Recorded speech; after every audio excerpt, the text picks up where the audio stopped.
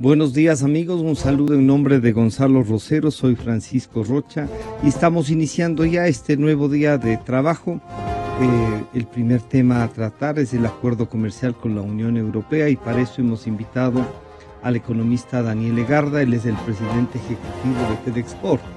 Es un tema que, pese a que ya está ratificado y está en funcionamiento, se puede hacer, digamos, una primera evaluación y ver qué otras actividades se pueden hacer, cuáles son las perspectivas que tiene el sector comercial, el sector exportador, qué podemos obtener digamos, de beneficio en precios, incluso en el Ecuador, las cosas que se pueden traer de Europa.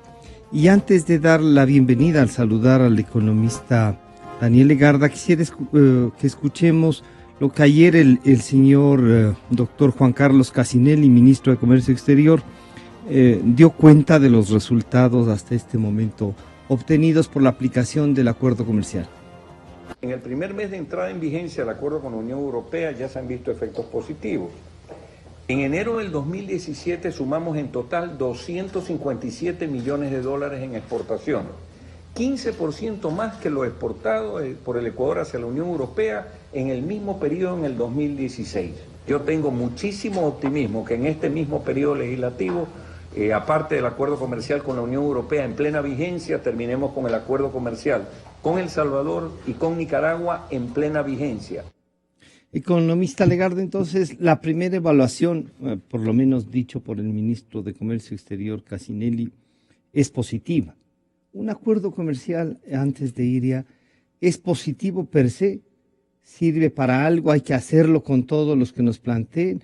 ¿O cómo hay que visualizarlo? Nuevamente, bienvenido, buenos días. Francisco, muchas gracias por la invitación. Muy buenos días a todo el país. Es para mí un honor estar nuevamente ante los micrófonos aquí en Radio Democracia. El ministro tiene mucha razón en lo que ha mencionado el día de ayer sobre la evaluación del acuerdo comercial. La respuesta concreta sobre un acuerdo comercial es el acuerdo es la mejor manera, un acuerdo comercial es la mejor manera de promover exportaciones en la práctica, de incentivar exportaciones en la práctica. Por lo tanto, sí, un acuerdo es positivo y es una herramienta muy importante. Ahora, como todas las herramientas, claro, necesita también de generar capacidades alrededor de eso, que ya lo vamos a topar más adelante. Pero además, si un acuerdo es positivo, eso, pero también reacciona otro sector de la población, y dice, vean, no solo es que hay que vender, tenemos que defender nuestra producción nacional. Y claro, yo diría, el gobierno actual ha sido parte de su discurso aquello de defender lo nuestro y consumamos lo nuestro. ¿Cómo diferenciamos este beneficio y esto que podría afectar a la producción nacional? Bueno, no hay que ir tan lejos. En nuestra propia economía necesitamos tomar algunos elementos para saber que necesitamos del mercado internacional, del mercado mundial, para poder sacar adelante nuestro país, para poder generar más crecimiento y hacerlo sostenible en el tiempo.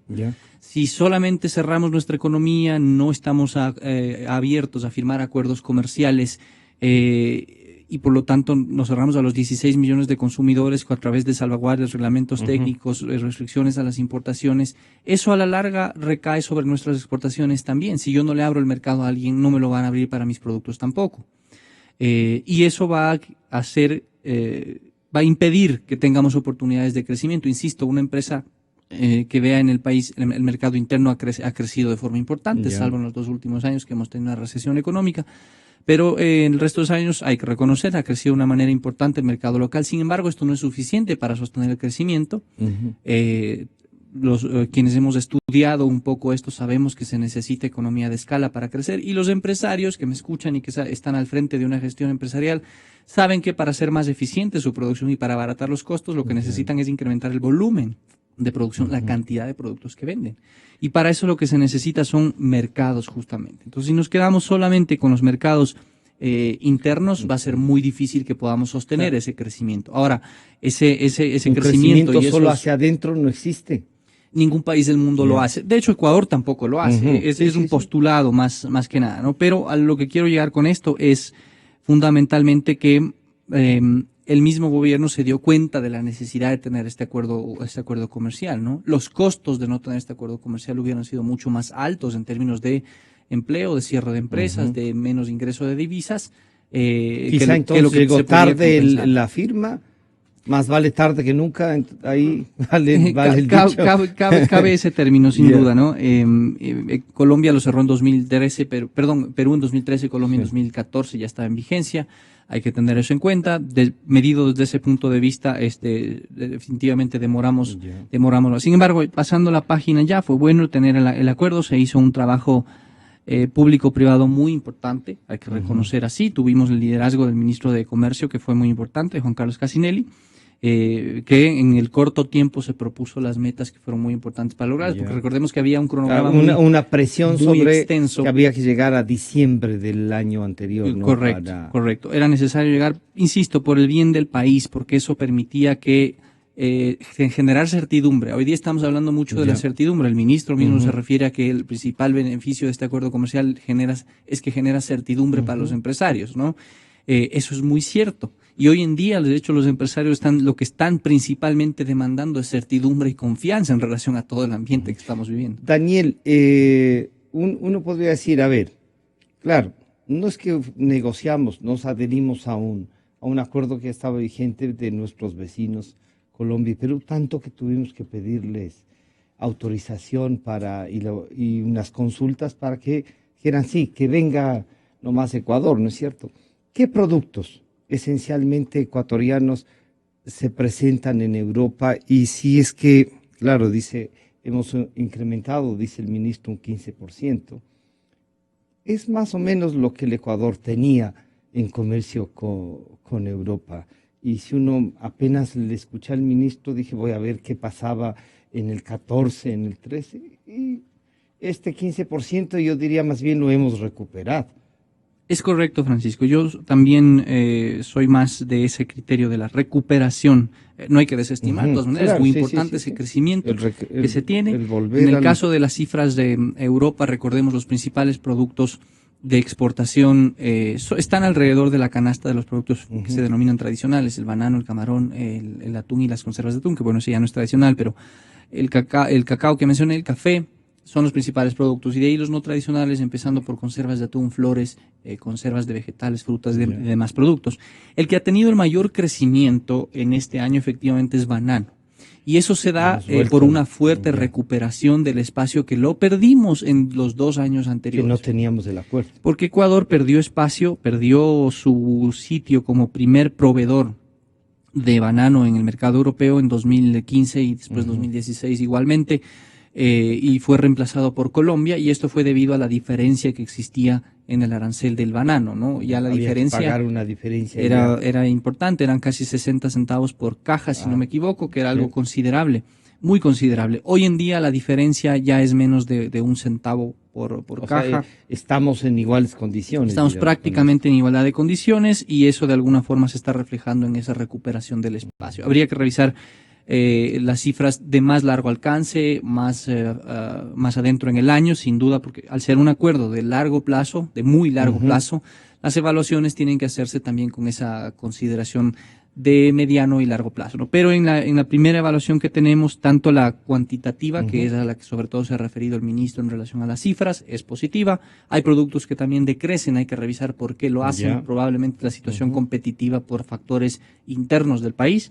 Es positiva, sin embargo, ese crecimiento. Y en cuanto a la evaluación cualitativa, es definitivamente muy, muy positiva, le viene bien al país, sobre todo dada la coyuntura económica que estamos enfrentando, porque los empresarios se han sentido ya tranquilos en relación al mercado europeo, saben que ya las condiciones de sus aranceles no van a cambiar. Ahora lo que les preocupa es la situación interna de competitividad, ¿no? Y ahí es a lo que me refería justamente. Pero hay dos, el diario El Comercio traía como titular que la ropa, la fruta, el calzado ya pagan menos salvaguardas.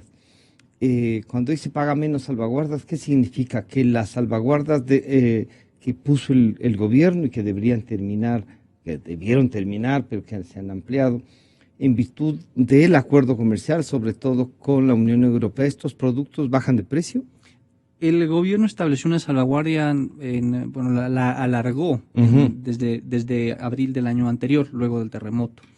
Y ahí se establecían 4 diferentes niveles y un cronograma de desgravación. Ese cronograma de desgravación tenía 1 año y medio de vigencia. en el cual se terminaría de aplicar la salvaguardia, es decir, volverían a cero las sobretasas arancelarias en el mes de junio de 2017, ¿no? La última desgravación que se realizó, la última reducción de las tarifas según el cronograma establecido, fue el pasado 1 de abril, el sábado 1 de abril. Ahí se redujeron ya las salvaguardias de los dos niveles que quedan a 10 y 35%, si no me equivoco, y esas estarán vigentes ya hasta el mes de junio, en donde se terminan de eliminar. Pero no se ha sentido, en cambio, la diferencia de precios, porque por lo general decían, oigan, esto es lo que ha subido los precios, han ido desgravándose y la diferencia de precio en el mercado, en el comercio, ¿no se siente o sí? La salvaguardia ha sido muy cuestionada por no solo internamente, sino por todos los socios comerciales del Ecuador, incluyendo la Unión Europea. Ahora, al ser un tema multilateral, es decir, que Ecuador lo discute en el ámbito de la Organización Mundial de Comercio, se ha decidido que ese sea el ámbito en el cual se termina también de discutir, pero le han pedido a Ecuador que respete su cronograma, lo ha hecho esta última vez. Entonces esperamos que eso se termine de desgravar, como digo yo, en el mes de junio. ¿Y cuándo cree usted que podremos sentir en los productos esta desgravación? Porque se supone que si va desde el 46 al 10 y le bajan un arancel del 46 al 10, uno debería encontrar. ¿Y qué producto podría encontrar? Claro, yo creo que se ha dado un poco, aunque todavía no se siente porque no vemos un volumen grande de productos que tienen todavía tanto el efecto de esta desgravación como las preferencias arancelarias del acuerdo con Europa. En lo que tal vez podemos ver más es en algunos productos que son insumos, que son, por ejemplo, fertilizantes, agroquímicos, antiplagas, que son para productos en el campo, sobre todo. Esos, por ejemplo, vienen en un buen porcentaje desde Europa, al menos las mezclas que se utilizan para aquí transformarlas.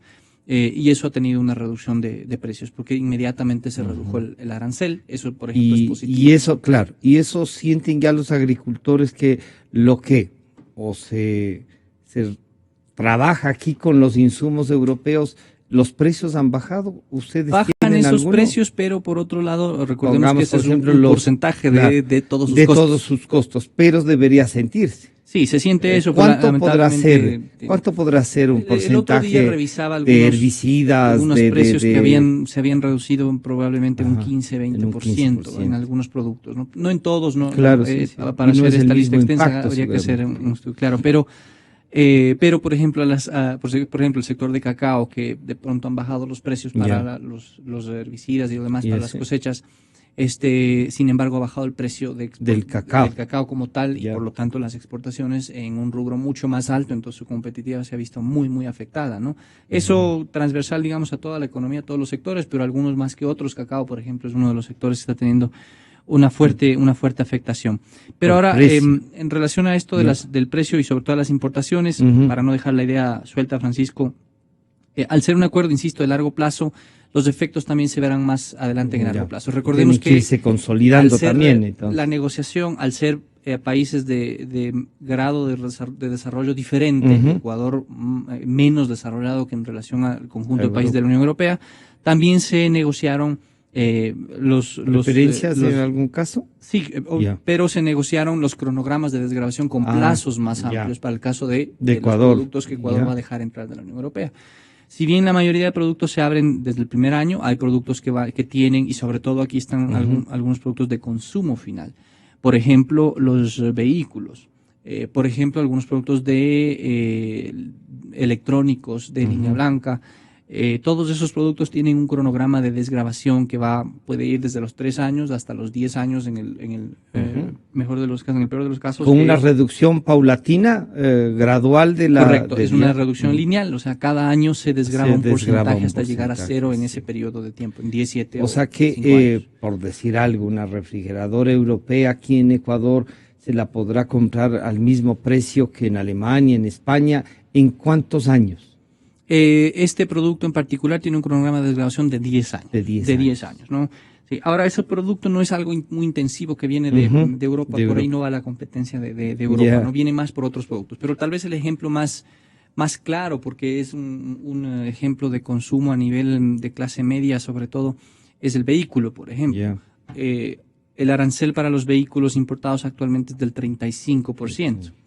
En el caso de Europa, se negoció una desgravación para que este arancel pase a cero en 7 años. Entonces, en 7 años es cuando ya veremos el efecto completo de esa cada reducción año de precios. ¿cuánto va a ir reduciendo? Cada año reduce 5 puntos porcentuales, ¿no? Es decir, que en este año el auto que viene de Europa tiene 30% de arancel, claro, no 35, ya no sino 35. 30, ¿no? Efectos en los precios sí se ve, pero todavía no es un descuento muy significativo. Claro. Esto probablemente sucederá a partir del tercer o cuarto año, que ya estamos hablando de 15 puntos menos, de 20 puntos menos del arancel, en donde ya hace un efecto importante sobre el precio. Entonces, la evaluación se tendrá que hacer más adelante, pero inicialmente, como digo, es muy positiva en este corto plazo que hemos tenido de este primer trimestre, con cifras a los 2 primeros meses. Hay un crecimiento de las exportaciones, eso es muy importante. Sí. Positivo además para nuestro país, que lo que necesita es exportar más, hacia allá debe ir la estrategia y hacia allá deben ir las prioridades en relación a la política económica y comercial del siguiente gobierno. Esto es fundamental que se lo haga así. Y lo resalto, Francisco, porque más allá del acuerdo comercial y ojalá, como dijo el ministro, de los 2 acuerdos que tenemos con Centroamérica que esperamos que se cierren en este mismo año, que son El Salvador y Nicaragua, son acuerdos pequeños, digamos, mercados pequeños, pero Daniel, no dejan de ser importantes. Sí, pero Daniel, con Salvador y Nicaragua, ¿qué vamos a intercambiar? ¿Qué productos podemos ubicarles y qué nos pueden vender? ¿Café, cacao, banano? Ese mercado, a pesar de ser un mercado relativamente pequeño, resulta interesante sobre todo para los productos industriales, manufactureros que nosotros ¿Podríamos enviar ropa? Por ejemplo, nosotros podemos enviar allá productos de madera, madera procesada, muebles, productos de línea blanca, cocinas, refrigeradores. Están también consideradas los productos de la construcción, es decir, varillas, sanitarios, todos los productos que se elaboran a partir de esto. Tenemos también alimentos, por supuesto, que está ahí. Son entre los principales productos que tienen un interesante mercado. O sea, hay un nicho de mercado, diríamos, en esos dos países. Correcto. Si bien no es un mercado precios enorme, nuestros, claro, pero de todas importante. maneras suma. Claro, sobre todo para estas industrias, como digo, que es muy importante para el país. Entonces, volviendo a la idea, lo que quería decir Francisco es nuestro país lo que necesita es justamente este tipo de medidas y trabajar en la competitividad para poder permanecer en esos mercados y ganar más mercados, ¿no?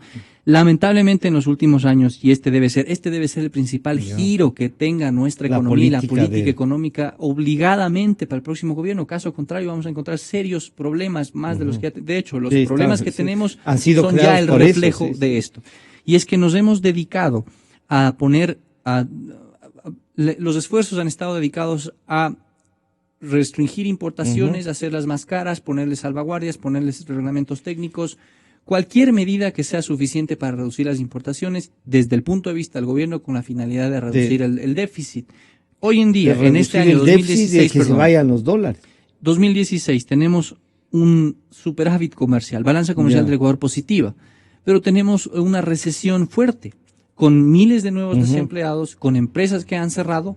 Entonces, no necesariamente tener un déficit es positivo. Esto es importantísimo que la ciudadanía lo entienda, que lo entendamos de esta forma. Es cierto que hay que estar vigilantes de lo que suceda, hay que medirlo constantemente el superávit, pero eso no quiere decir que solo hay que medir el déficit rojo y superávit verde como algo bueno o malo necesariamente. Hay que medir el entorno. El superávit actual, lo que usted diría es entonces, ¿frenó el desarrollo de algunas empresas?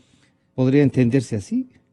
Sin duda, por ejemplo, en el caso, sobre todo en el caso comercial, y no me refiero solo a empresas 100% comerciales, porque recordemos que, por ejemplo, dentro de la salvaguardia también estuvieron incluidos productos que son insumos, materias primas, materiales que utilizan las empresas. Se encarecían también la producción. Y muchas de ellas también utilizan eso para también exportar. Entonces, a la larga, lo que estaba pasando es, le estamos encareciendo la producción a las empresas, le estamos encareciendo el costo de vida también a los ecuatorianos.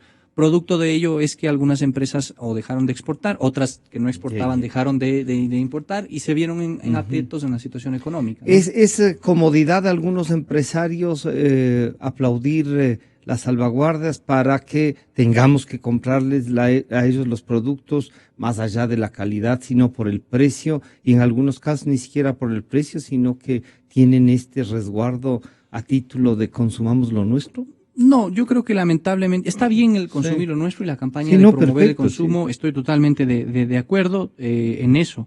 Pero la estrategia como país tiene que pasar por fomentar el crecimiento basado en las exportaciones. Caso contrario, Ya. no tenemos sostenibilidad en el desarrollo que tenemos, en el crecimiento que debemos tenerlo de manera Ya. sostenida. Depender de un solo producto de exportación, como lo ha sido Claro. el petróleo, y que de eso a su vez dependa gran parte de los ingresos del Estado para sostener la economía a través del gasto Es un fiscal, peligro. no se puede hacer valga la redundancia, eso no es sostenible en el tiempo. Y eso estamos viéndolo justamente en este año que acaba de finalizar, 2016, eso no es sostenible. Por lo tanto, ¿en qué debe estar basado entonces nuestro desarrollo? Efectivamente en el ingreso de divisas más que en la salida, pero a través de que, no de la restricción de importaciones, porque eso No. frena oportunidades. Claro. Y además, para exportar más, yo tengo que importar más. Esto es fijo. Ujú. La política, por lo tanto, debe dar un giro y estar mucho más focalizada en el fomento de las exportaciones, en el incentivo a las exportaciones. Y eso pasa, Francisco, por revisar también la competitividad, a eso me refería internamente. Qué bueno que ya tengamos una herramienta importante como es el acuerdo comercial con Europa. Era necesario, hay que seguirlo profundizando. Y hay que buscar otros. Hay que buscar otros, en buena hora que se vienen estos dos pequeños, pero se vienen. Ya. Y el que se cae de pesado que debería venir ahí es Estados Unidos, porque constituye, entre la Unión Europea y Estados Unidos se pelean por el primer lugar en nuestro En mercado la relación de comercial con exportaciones Ecuador. no petroleras, ¿no? ¿Somos una economía complementaria con esos dos? Sí, ¿no? Sí, exactamente, muy complementario. ¿Nuestros empresarios son rentistas o no? ¿O es una acusación media Muy generalizada, diría yo, sí? porque así como podría verse algún comportamiento en ese sentido, yo he conocido, al Porque menos les dentro de la hemos visto federación, 10 a años muchos un poco empresarios así, que, ¿no? Que en cambio, mientras han están puesto... así bien, incluso aplauden al régimen y no les importa estas reflexiones que usted hace a veces. Sí. Claro, puede ser que existan Sí. algunos, pero por ejemplo conozco muchos empresarios, muchos de ellos también dentro de la federación, que han puesto su empresa a punta de sudor y lágrimas. Ya, claro, sí. Ejemplos de medianos empresarios, por ejemplo, que con su patrimonio, arriesgando su patrimonio, el de su familia y todo, han traído una maquinita, se han puesto un espacio, han empezado, digamos, como empresa de garaje, Sí. en algo pequeño, y hoy en día están exportando ya cerca del $1.000.000, pero a punta de sudor y esfuerzo, teniendo un producto que puede competir en el mercado internacional, que tiene también un poco de cabida en algunos casos en el mercado nacional, pero apunte de competitividad. Y esa es la clave. Esa es la para clave sostener. entonces. Esa es ¿Cómo la clave. conseguimos esta competitividad? Y usted ya decía, el gobierno que viene, sea quien sea, va a tener que medir esto y buscar cómo la competitividad ecuatoriana hay. Algunos han dicho, oigan, pero no nos vayan a hablar de salarios. Llegó alguien incluso a plantear una disminución y generó toda una... En temas de salarios, no somos más competitivos en Europa, por ejemplo, ni nos acercamos a lo que en Europa es el salario mínimo. Hay que ver la competitividad como un tema global, Francisco, y esto necesitamos también que como país se vea así. Yo lo podría graficar para quienes nos escuchan de alguna forma puedan tener esto un poco más por claro. Favor. La competitividad la vemos en términos generales y pasando una revisión muy grande en dos grandes pilares. Uno, lo que corresponde a la productividad empresarial como tal.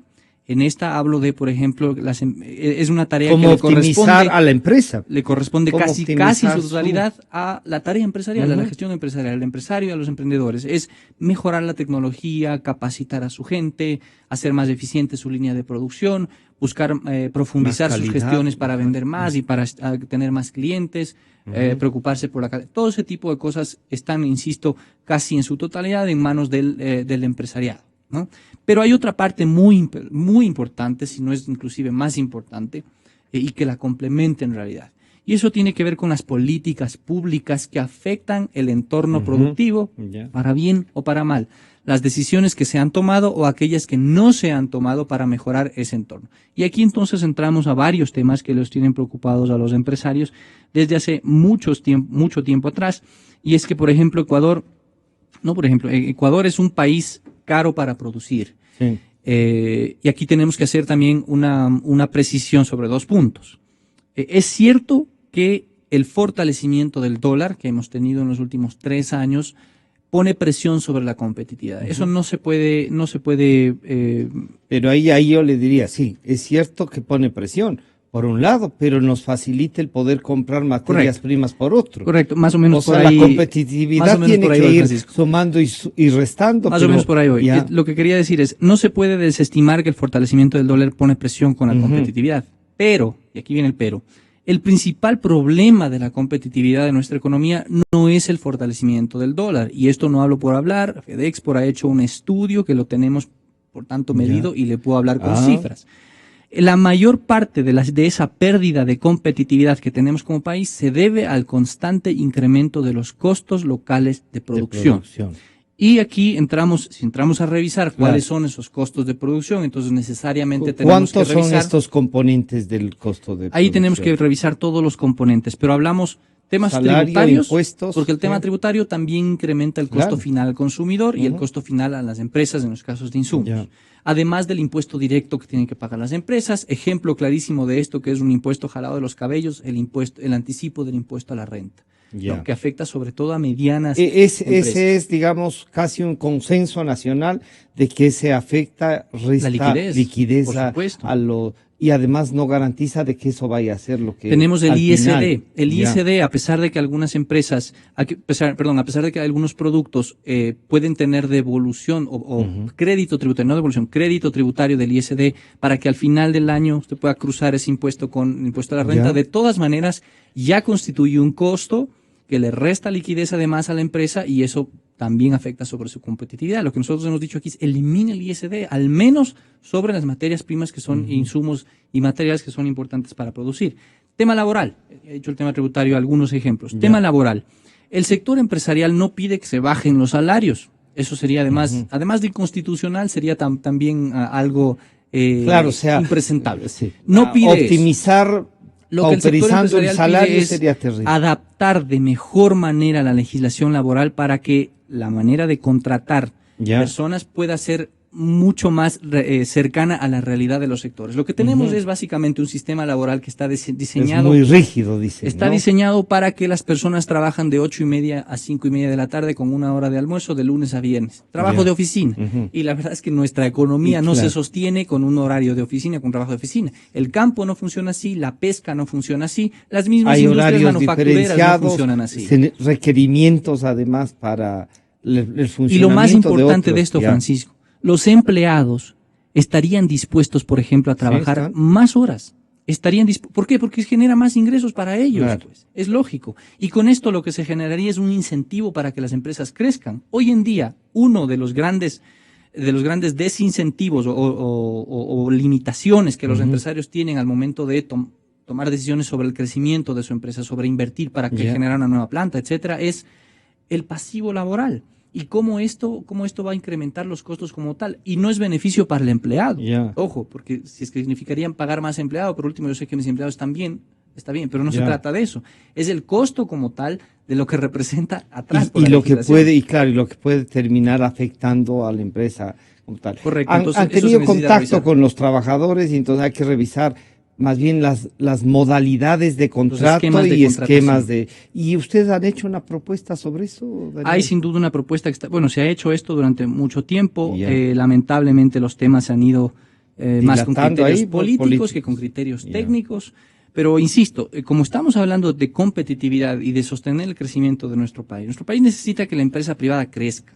Por eso a nivel del comité empresarial hemos hecho toda esta campaña de más empresas y más empleo. Eso es lo que se necesita. Pero para impulsar eso lo que se necesita es sí o sí revisar cómo estamos casa adentro y qué es lo que está afectando. ¿Sí? Una cosa que yo quería preguntarle es que el tema el impuesto a la salida de divisas, también un consenso nacional de que habría que eliminarlos. Y el otro día me hacía un amigo una reflexión, me decía Francisco, en Colombia y en Perú ha habido devaluación. Eso significa que el dólar cuesta más. Y nosotros estamos pagando un 5% de salida. Por lo tanto, no es que es igual ni a lo de Colombia, el dólar nuestro está costando, es más barato, diríamos así. Pero tampoco los empresarios han traído un dólar para invertir. El que ha traído los dólares es el Estado. Desde esa reflexión, ¿qué causa que el empresario, para poder exportar más, no traiga dólares? Y no se endeude afuera, que parece que es más barato. Bueno, ha habido inversión, pero ha sido muy limitada. Claro. En eso coincido, Francisco. Sí, La inversión gracias. privada, sobre todo, ha sido muy limitada. Y eso se da, uno, porque lógicamente encuentras destinos. Tú puedes comparar hoy en día, Claro. además en un mundo tan globalizado, puedes Puedes llevar tu comparar inversión la a otro mañana, país. claro. Y comparas básicamente qué tan rentable es invertir en Ecuador o Perú o Chile, o los mismos países, o los mismos Estados Unidos, Ya. por ejemplo, versus invertir en el Ecuador. Pero eso no es todo, porque digamos que ahí podría salir una diferencia mínima Ya. de trasladarse a uno u otro país.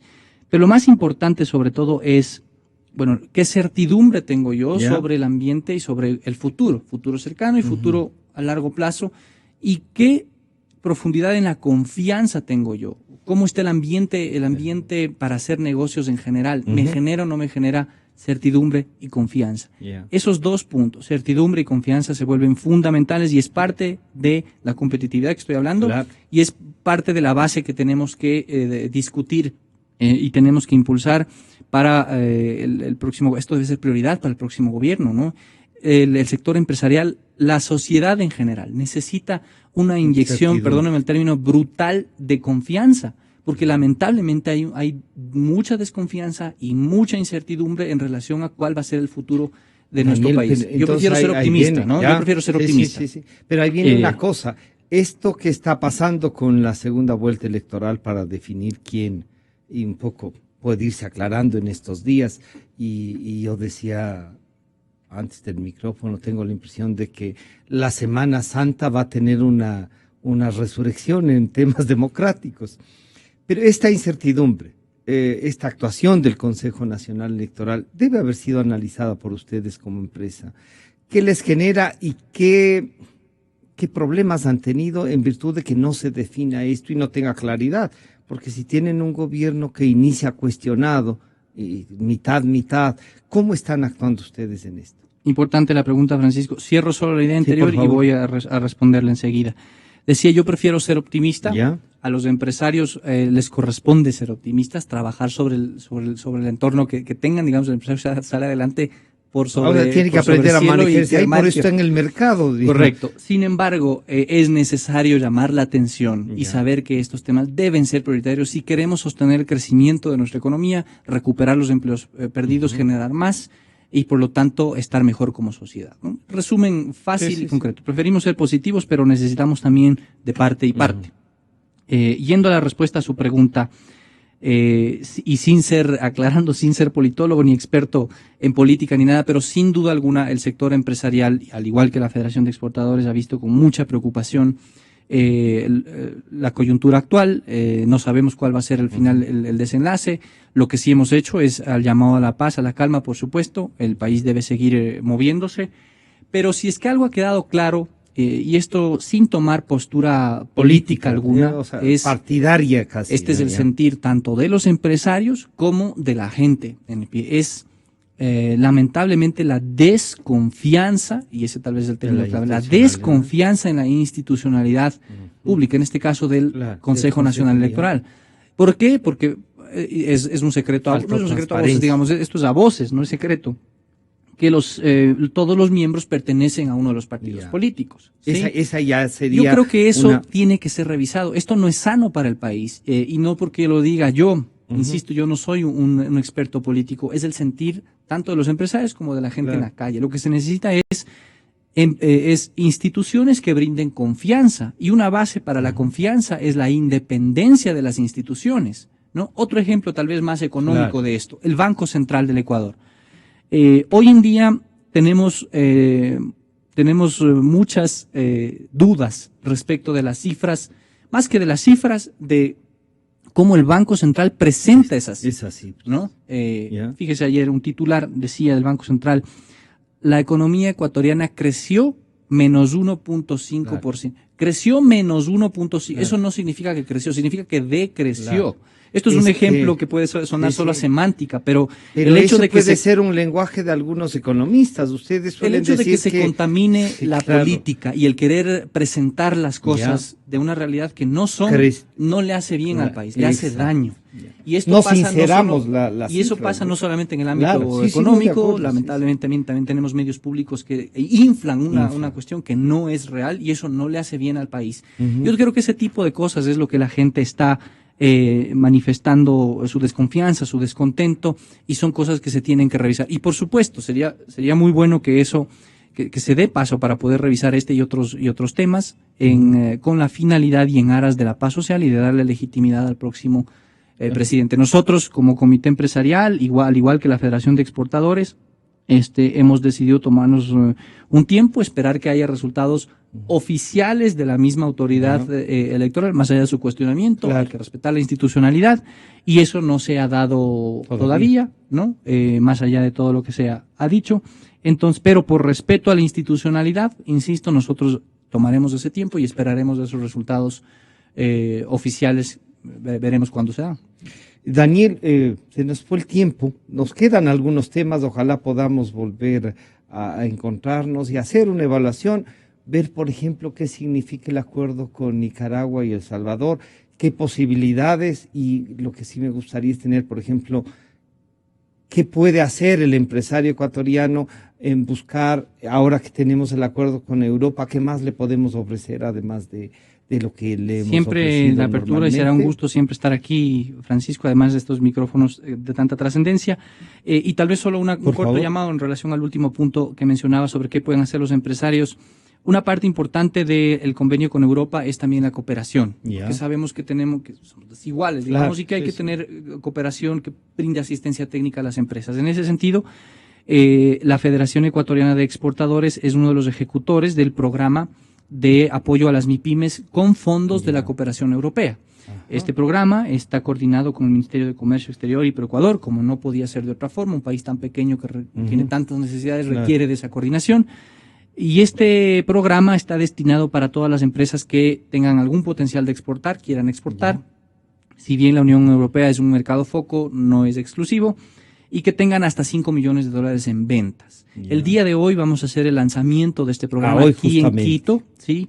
Pero si es que no pueden asistir, de todas maneras hay comunicados que se han lanzado en la prensa, y también pueden visitar el portal exportaeuropa.es, es un portal también de la Federación, conjunto con la Comisión Europea, en donde están ahí especificadas cuáles son los objetivos de este programa, cómo se puede participar y cuáles son los requisitos, ¿no? Pero es importante que la población, que los empresarios sobre todo y emprendedores también estén enterados que existe esta posibilidad. Estos programas no se dan siempre, así es que empezamos la anterior semana con su lanzamiento, esta semana lo estamos profundizando, iremos alrededor del país, pero los invitamos a estar informados, visitar, pueden llamarnos también a nuestras oficinas y saber de qué se trata para que se involucren más y puedan aprovechar.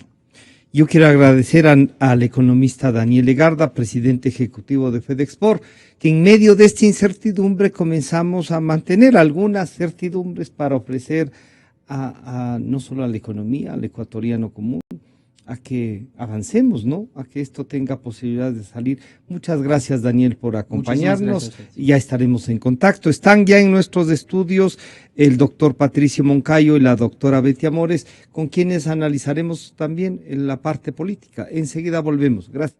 Yo creo en la radio. Creo en la verdad.